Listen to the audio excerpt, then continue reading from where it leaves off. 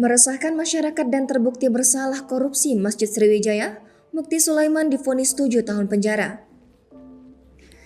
Majelis Hakim Pengadilan Tipikor Palembang menjatuhkan vonis bersalah terhadap mantan Sekretaris Daerah Sumsel Mukti Sulaiman dan mantan Pelaksana Tugas Kepala Biro Kesra Pemprov Sumsel Ahmad Nasuhi, Rabu 29 Desember 2021. Majelis Hakim menyatakan keduanya terbukti secara sah dan meyakinkan telah melakukan tindakan pidana korupsi pada anggaran pembangunan Masjid Raya Sriwijaya Jakabaring, Palembang. Mereka divonis melanggar ketentuan Pasal 2 Ayat 1 Undang-Undang Pemberantasan Korupsi JO, Pasal 55 Ayat 1 ke 1 KUHP JO, Pasal 64 Ayat 1 KUHP. Terhadap Mukti Sulaiman, Majelis Hakim menjatuhkan vonis 7 tahun penjara. Sedangkan bagi Ahmad Nasuhi dirinya dijatuhi hukuman 8 tahun penjara. Selain itu, masing-masing terdakwa juga dijatuhi denda sebesar 400 juta rupiah. 400 juta rupiah subsidiar 4 bulan kurungan.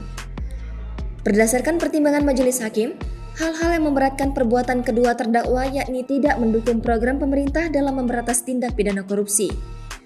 Selain tentunya perbuatan mereka dinilai sudah meresahkan masyarakat. Terdakwa Mukti Sulaiman yang saat ini sebagai Sekda dan Ahmad Nasuhi sebagai pelaksana tugas Kabiro Kesra Sumsel ketika proses penganggaran dan verifikasi dana hibah pembangunan Masjid Sriwijaya telah merugikan keuangan daerah. Sedangkan untuk hal-hal yang meringankan, kedua terdakwa tidak pernah dihukum sebelumnya dan bersikap sopan selama persidangan. Menyikapi vonis tersebut, Mukti Sulaiman maupun Ahmad Nasuhi sama-sama mengajukan pikir-pikir. Sama-sama sudah mendengar putusan amar yang dibacakan oleh Majelis Hakim. Tentu kami selaku penasihat hukum akan menggunakan waktu kami dalam waktu 7 hari ini untuk pikir-pikir apakah kami menerima putusan ataukah kami mengajukan banding terhadap putusan yang telah dibacakan.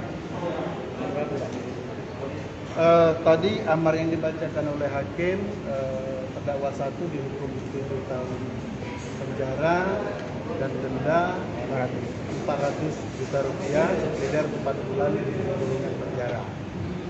Namun terhadap kerugian negara tidak ada perintah untuk mengembalikan kerugian negara karena Majelis Hakim sepakat dengan apa yang dituntut oleh jaksa penuntut umum bahwa terdakwa 1 tidak menerima uang sepeser pun dari